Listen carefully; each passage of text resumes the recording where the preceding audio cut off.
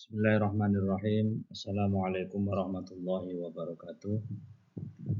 Alhamdulillahirabbil alamin. Wassalatu wassalamu ala rasulil amin wa ala alihi wa sahbihi ajma'in. Anak-anakku semuanya yang berbahagia, hari ini kita akan mempelajari pelajaran ke-8 dari kurikulum Merdeka di materi kelas 4 ini. Materi kita yaitu tentang aku anak soleh. Pada pembelajaran kali ini kita akan mempelajari bagaimana kita menjadi anak yang soleh. Seperti apakah anak yang soleh itu? Tentu banyak ciri-ciri daripada anak yang soleh.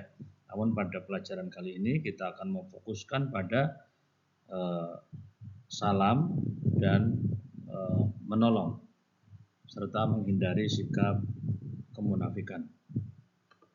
Anak-anakku semuanya, sebelum kita lanjut ke materi berikutnya, alangkah baik kita berdoa terlebih dahulu dengan membaca teks yang ada di dalam layar. Pertama, membaca surat Al-Fatihah dilanjutkan dengan doa dan sholawat.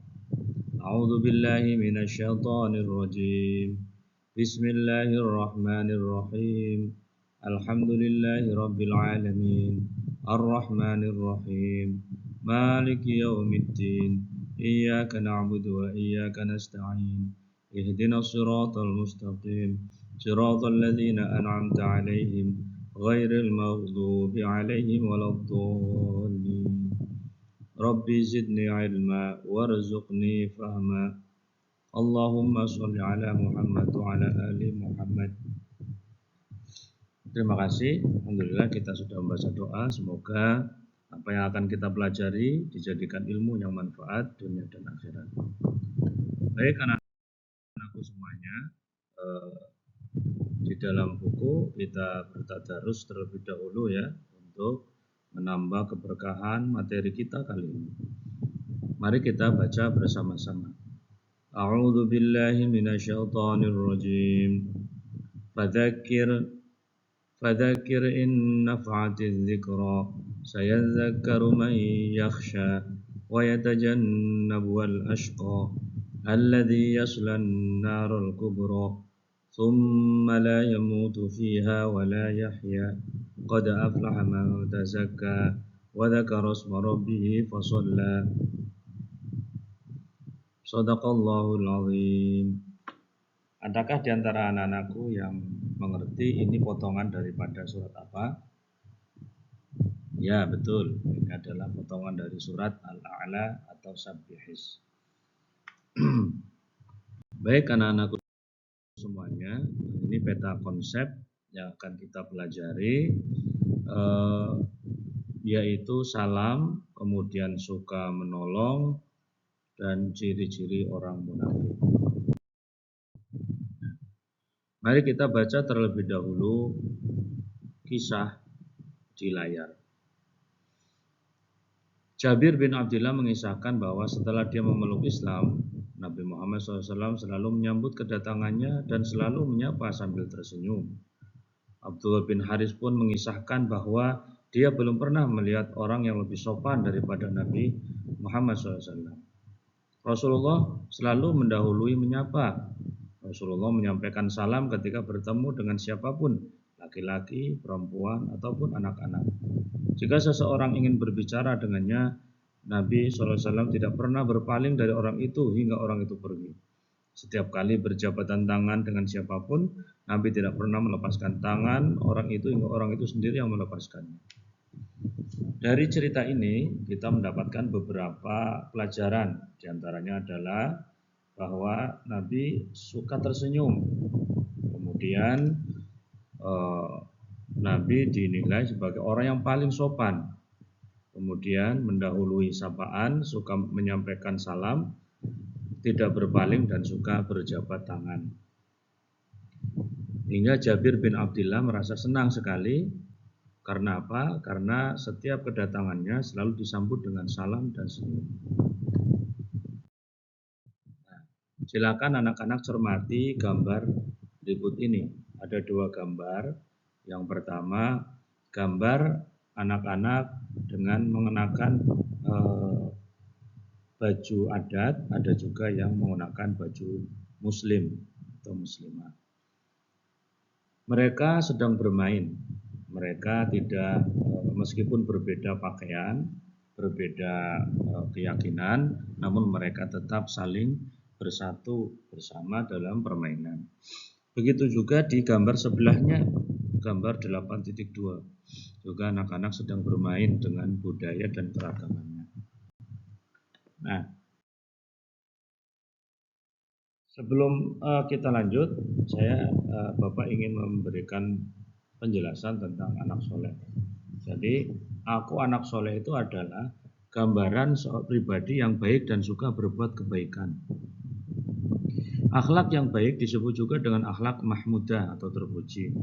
Lawan dari akhlak mahmudah adalah akhlak mazmumah atau tercela. Nah, di antara contoh kebaikan atau akhlak yang terpuji adalah suka mendahului sapaan salam, kemudian suka membantu teman, rajin belajar, rajin membantu orang, dan juga suka bermusyawarah. Nah, sekarang kita masuk ke materi tentang sapaan salam. Apa sih salam itu? Kita sering atau kita sudah mengenal dengan istilah Assalamualaikum warahmatullahi wabarakatuh. Ternyata itu adalah bentuk salam dari umat Islam. Salam itu sendiri artinya ucapan atau sapaan. Salam memiliki arti doa keselamatan. Ucapan salam yang sempurna adalah Assalamualaikum warahmatullahi wabarakatuh, yang memiliki arti keselamatan atas kalian dan rahmat Allah dan berkahnya. Lantas kapan kita mengucapkan salam? Nah, perhatikan gambar di samping. Ketika kalian mau berangkat sekolah, pamit dengan orang tua. Ketika kalian bertemu dengan teman di jalan. Ketika kalian sedang menelpon atau menghubungi teman. Ataupun ketika kalian pulang dari sekolah sebelum masuk ke dalam rumah. Nah, itu waktu-waktu pengucapan salam. Nah, di dalam Islam mengucapkan salam itu hukumnya sunnah. Artinya mendapatkan pahala apabila dikerjakan, tapi tidak berdosa manakala ditinggalkan. Sebaliknya, menjawab salam itu hukumnya wajib. Nah, artinya apa? Kita akan mendapat pahala kalau kita mengerjakan, dan kita akan berdosa apabila kita meninggalkannya. Di dalam Al-Quran sendiri sebagai pedoman kita umat Islam, Allah telah berfirman, wa idza huyyitum bi tahiyyatin fahayyu bi ahsana minha aw rudduha. Yang artinya, dan apabila kamu dihormati dengan suatu salam penghormatan, maka balaslah penghormatan itu dengan yang lebih baik atau balaslah yang sepadan. Jadi di dalam firman Allah surat An-Nisa ayat 86 ini Allah perintahkan kita untuk apa? Menjawab, membalas salam dengan yang lebih baik atau minimal dengan yang sama. Oleh karena itu, ucapan salam dalam Islam, Assalamualaikum warahmatullahi wabarakatuh, maka kesempurnaan ucapan salam ini juga harus dijawab dengan yang sama. Waalaikumsalam warahmatullahi wabarakatuh. Kalau yang mengucapkan salam mengucapkan Assalamualaikum, maka kita menjawabnya Waalaikumsalam warahmatullahi. Atau Assalamualaikum warahmatullahi, kita jawab Waalaikumsalam warahmatullahi wabarakatuh. Begitu cara kita membalas ucapan salam. Nah, berikutnya di antara adab dan akhlak kita dalam mengucapkan salam itu adalah pertama, diutamakan mendahului ucapan salam. Ya, yang kecil kepada yang dewasa, ya, yang jalan kepada yang sedang naik kendaraan, dan seterusnya. Kemudian keharusan menjawab salam. Kemudian jawaban salam harus lebih sempurna dari ucapan salam sebelumnya. Juga mengucapkan salam Assalamualaikum kepada kawan atau orang lain hukumnya sunnah, sedangkan menjawabnya adalah wajib. Kemudian perilaku terpuji bagi anak yang soleh yang kedua adalah suka menolong. Nah, Allah Subhanahu wa taala telah perintahkan dalam surat Al-Maidah ayat 2. A'udzu billahi minasyaitonir rajim wa ta'awanu 'alal birri wat taqwa wa la ta'awanu 'alal ismi wal 'udwan. Dan tolong menolonglah kalian di dalam kebaikan dan takwa dan jangan tolong menolong di dalam dosa dan permusuhan. Jadi di dalam Islam tolong menolong itu memiliki dua dimensi. Yang pertama dimensi perintah atau harus dikerjakan. Dalam hal apa? Tolong menolong itu harus dilakukan dalam hal kebaikan dan ketakwaan. Apa itu kebaikan? Kebaikan itu adalah sesuatu yang disepakati bersama akan kemanfaatannya. Apa contohnya? Contohnya tersenyum itu baik kepada siapapun. Contohnya membahagiakan orang. Contohnya lagi menyingkirkan duri dari jalanan.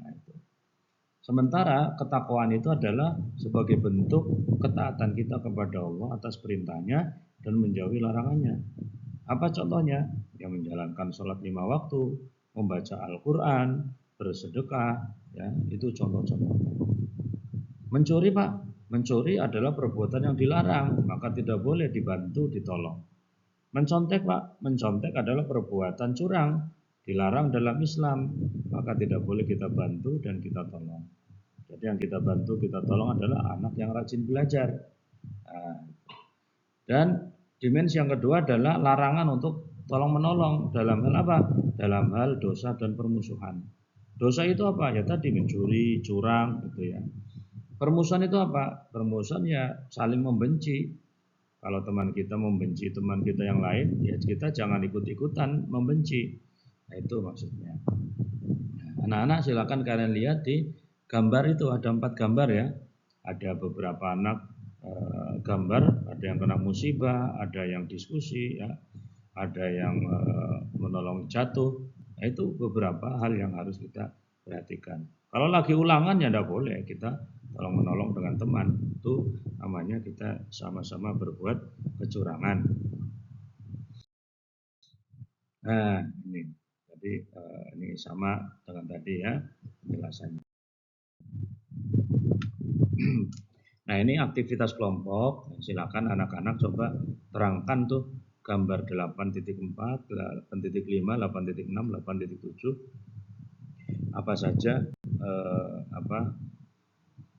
menurut pendapat kalian. Kemudian yang ketiga adalah 6 ciri orang-orang munafik. Orang-orang munafik ini adalah orang-orang yang bermuka dua.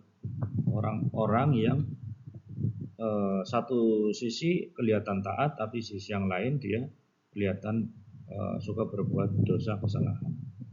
Nah, ini adalah orang-orang yang tidak punya prinsip. Ya, orang yang tidak punya prinsip. Nah, orang-orang munafik ini adalah mendapatkan hukuman yang paling keras, berada di neraka yang paling bawah. Nah, itu orang munafik. Nah, sebagai anak yang soleh kita harus menghindari dari ciri orang munafik. Apa saja Pak ciri orang munafik? Disebutkan dalam sebuah hadis bahwa ciri orang munafik itu ada 3. Yang pertama, apabila berbicara dia suka berdusta, dia suka berbohong. Yang kedua, apabila dia berjanji dia selalu ingkar, dia tidak tepat janji. Dan yang ketiga, apabila dipercaya dia berkhianat. Itu 3 ciri orang-orang munafik yang harus kita hindari. Jadi berlatih untuk jujur, berlatih untuk bertanggung jawab, dan berlatih untuk menepati janji. Itu 3 hal yang harus anak-anak ketahui supaya terhindar dari orang-orang munafik. Karena orang-orang munafik itu adalah orang-orang yang paling dibenci oleh Allah Subhanahu wa taala. Kalian pernah dengar bagaimana cerita Upin Ipin dengan penggembala biri-biri, ya kan? Bagaimana penggembala biri-biri berusaha untuk membohongi penggembala yang lain. Dia teriak minta tolong. Nah, setelah orang-orang pada datang ingin menolong, apa dia katakan? Wah, kena tipu kalian. Nah, tidak ada di sini serigala, semuanya aman. Nah, maka orang-orang yang tadinya mau menolong kembali ke tempat masing-masing. Begitu penggembala besok harinya, penggembala biri-biri teriak minta tolong yang kedua, orang-orang tidak lagi menghiraukan.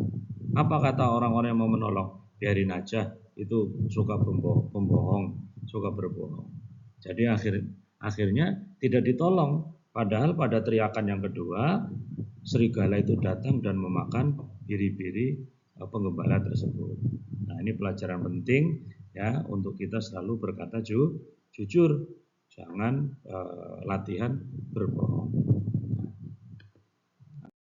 Anak-anakku semuanya, ini gambar bisa kalian diskusikan ya.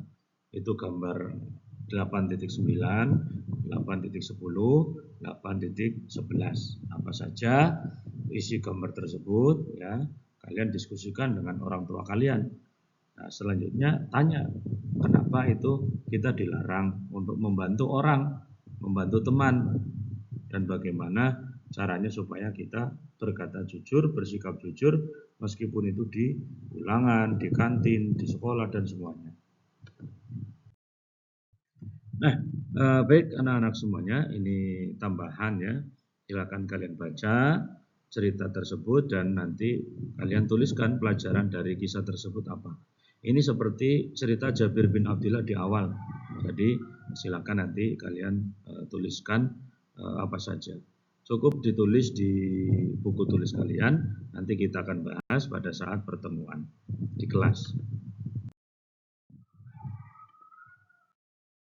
Nah, kemudian ini anak-anak bisa scan barcode melalui HP Android ataupun tablet untuk mengerjakan tugas. Ya, silakan di scan, nanti anak-anak bisa mengerjakan tugas. Kalau yang terakhir adalah lembar LKPD, anak-anak ini sebagai asesmen ya, nanti pada hari tertentu, waktu tertentu baru nanti bisa dibuka. Saya kira itu penjelasan Pak Guru. Terima kasih dan mari kita tutup dengan baca hamdalah. Alhamdulillahirabbil alamin. Assalamualaikum warahmatullahi wabarakatuh.